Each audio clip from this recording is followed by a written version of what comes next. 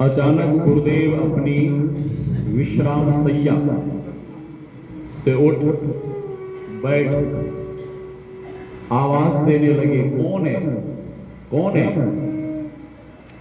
पूज्य भगीरथ बाबा, पूज्य केदार बाबा दौड़ कर गए, सरकार हम भगीरथ, हम केदार। गुरुदेव कहते हैं कि ये आवाज कहां से आ रही है, ये आवाज कहां से आ रही है? शिष्यों ने कहा कि सरकार ये आवाज सत्संग मंदिर से आ रही है और ऐसा लगता है कि कोई माई, माता जी, कोई माई भजन गा रही है। सचमुच में एक माता जी अर्धरात्रि के समय ये पिलर खंभे के सहारे बैठकर गुरुदेव की वाणी को गा रही थी। अपनी भगतिया सतगुरु साहब गा भी रही थी और आंखों से प्रेमाश्रु, अश्रु की धारा भी बह रही थी। गुरुदेव कहते हैं कि हमें वहां ले चलो। सेवकों ने कहा कि हुजूर, सत्संग हॉल में इतने लोग सोए हैं, गर्मी का समय है, इतने लोग सोए हैं कि वहां पैर रखने की जगह नहीं है, आप वहां कैसे जाएंगे? गुरुदेव कहते हैं कि मैं कहता हूं कि मुझे ले चलो। अब गुरुदेव का आदेश हो गया, सेवक कर ले गए। जब सत्संग मंदिर के पास पहुंचे तो सेवकों ने फिर हाथ जोड़कर गुरुदेव से कहा कि सरकार, आप स्वयं देखें कि कहीं पैर रखने की जगह नहीं, इतने लोग सोए, आप वहां कैसे जाएंगे? गुरुदेव कहते हैं कि मैं नहीं जा पाऊंगा, मैं नहीं जा सकता, तुम लोग तो जा सकते हो, तुम लोग जाओ और उस माई को बुलाकर मेरे पास लाओ। और गुरुदेव उस माई को, भक्तिन माई को मिलने के लिए बाहर प्रतीक्षा में खड़े रहे। कौन कहता है कि केवल भक्त ही भगवान की प्रतीक्षा में खड़े रहते हैं? कभी कभी ऐसा भी देखा गया है कि भक्त को मिलने के लिए कभी कभी भगवान भी खड़े रहते हैं। आज साक्षात पूर्ण संत सद्गुरु, पूर्ण संत सद्गुरु एक भक्ति माई से मिलने को प्रतीक्षा में खड़े, और ऐसा देखा गया है।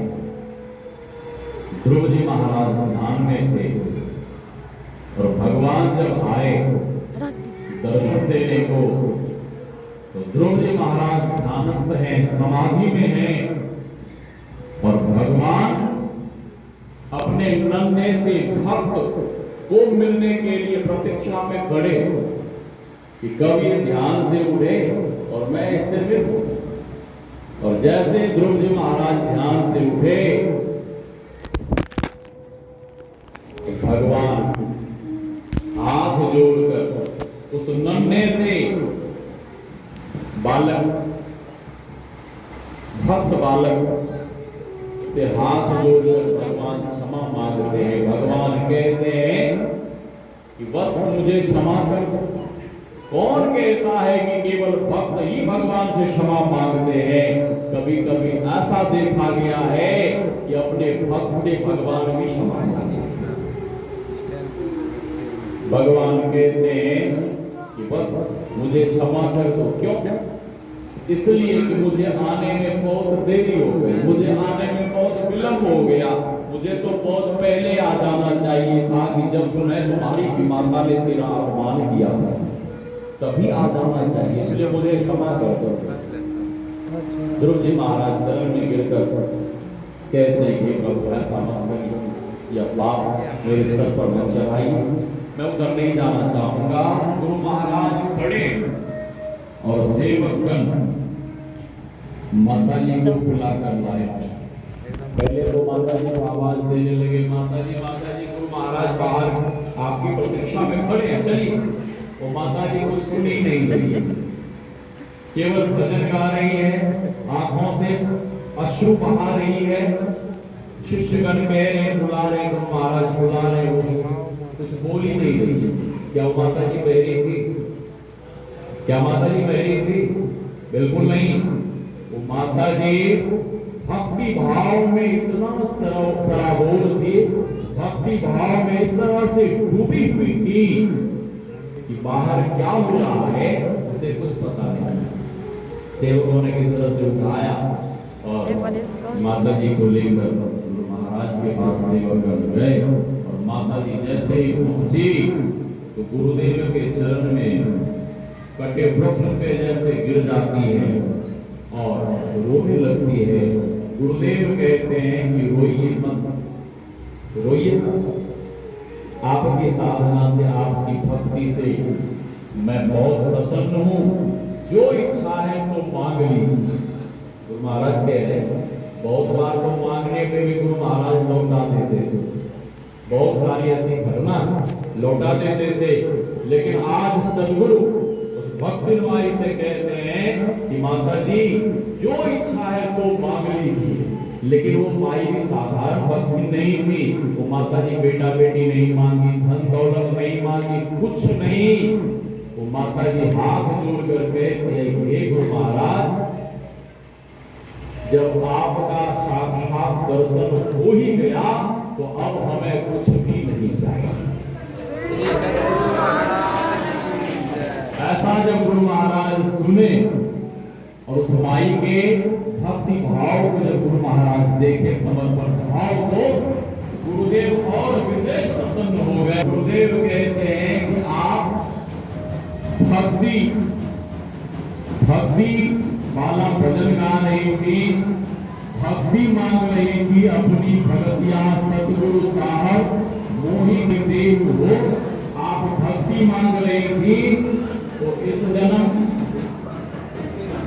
अगले जन्म नहीं, दूसरे जन्म नहीं, तीसरे जन्म नहीं, 10-20 जन्म नहीं, गुरुदेव कहते हैं कि मैं आपको आशीर्वाद देता हूं कि इसी जन्म में आपकी भक्ति पूर्ण हो। महाराज की जय। इसी जन्म में आपकी भक्ति पूर्ण हो जाएगी। तो हम आप भी खूब श्रद्धा भाव से आराधना करें। और आप लोगों ने यहाँ दीपोत्सव सुंदर सुंदर दीप आप लोगों ने सजाया है। गुरुदेव बर्थडे पर, गुरुदेव के जन्मदिन पर, गुरुदेव के पावन जयंती पर, गुरुदेव जयंती पर जब आपने इतना सुंदर सुंदर दीप मेहनत कर जलाया है तो मुझे आशा और विश्वास है अधिक नहीं करते हुए बाबा का इशारा हुआ था दोष और बाहर हल्ला गोला में हो रहा तो वाली को विराम। विशेष रूप से कल आपकी सेवा होगी और कल भी मैं क्या बताऊं, बाबा से मैंने बहुत निवेदन किया तो हमें कम से कम दुर्गा छोड़ दें। तो बाबा कहते हैं नहीं, आप भी करके ही जाना है, मुझे यहाँ से तो आप लोग कल समय से आइए। और हमारी इच्छा है, निवेदन है, इच्छा नहीं निवेदन है कि अपराह्न का कल का जो सत्संग होगा थोड़ा जल्दी शुरू हो ताकि विशेष रूप से अब बोलिए श्री विशेष